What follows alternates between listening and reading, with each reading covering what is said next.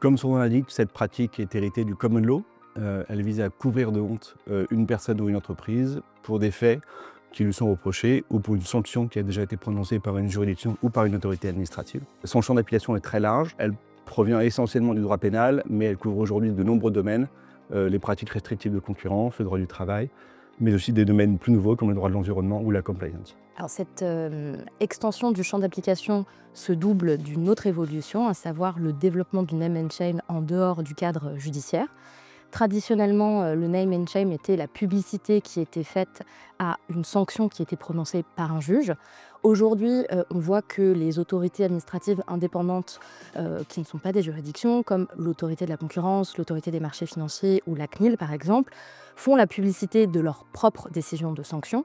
Mais la principale évolution tient au fait que les autorités administratives qui ne sont pas indépendantes, comme la DGCCRF, vont aussi avoir de plus en plus recours au name and shame. Le name and shame est une sanction usuelle dans le domaine des pratiques restrictives de concurrence, dans le domaine du droit de la consommation. Elle peut intervenir à 3 étapes.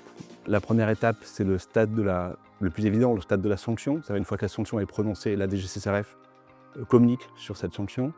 La deuxième étape, c'est au stade du constat de non-conformité. L'entreprise a reçu une injonction et n'a pas procédé à sa mise en conformité.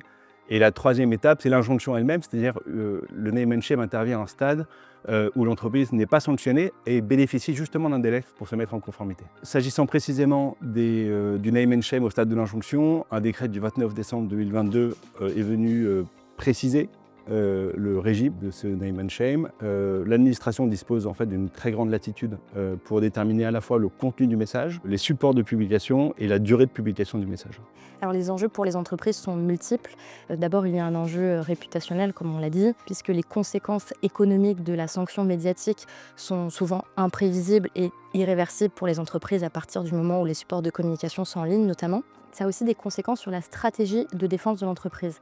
Dès lors que la mesure de name and shame va pouvoir intervenir dès le stade de l'injonction, l'entreprise va être incitée à finalement modifier ses pratiques, ses clauses, pour essayer de tenter de se conformer à ce que demande l'administration, alors même qu'elle peut considérer que ces pratiques sont légitimes. Et en fait, au lieu de se défendre, elle va plutôt se conformer pour essayer d'éviter l'injonction et donc la mesure de name and shame qui est associée. Et puis le troisième enjeu, c'est un enjeu qui est juridique. Finalement, les mesures de name and shame peuvent porter atteinte au principe de personnalité et de proportionnalité des peines.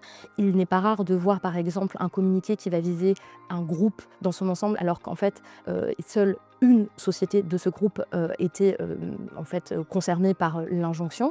Et le problème, c'est que le contrôle du juge va n'intervenir qu'à posteriori.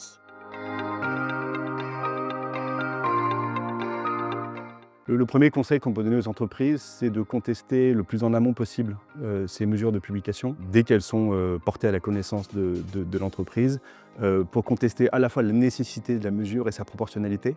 L'expérience démontre que précisément une contestation ciblée sur ces mesures permet de limiter soit le contenu du message, soit le nombre de supports de publication.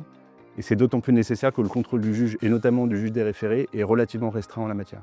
Alors le deuxième conseil qu'on peut proposer aux entreprises, c'est de finalement, au moment du recours devant le juge administratif, de demander au juge, dans le cas où la sanction ou l'injonction serait annulée, donc la décision de l'administration serait annulée, finalement de mettre à charge de l'administration de communiquer elle-même sur l'annulation de sa décision. Pourquoi ? Parce que finalement, même en cas d'une décision favorable, l'entreprise n'a pas intérêt à recommuniquer sur un tel sujet. Si en revanche l'administration est forcée à le faire, comme ça a été le cas d'une décision du tribunal administratif de Versailles en décembre dernier, peut-être que l'administration utilisera les mesures avec plus de parcimonie. Aujourd'hui, c'est vrai que la mesure de name and shame, elle est quasiment automatique. Là, elle pourrait être réservée dans les cas où c'est vraiment nécessaire.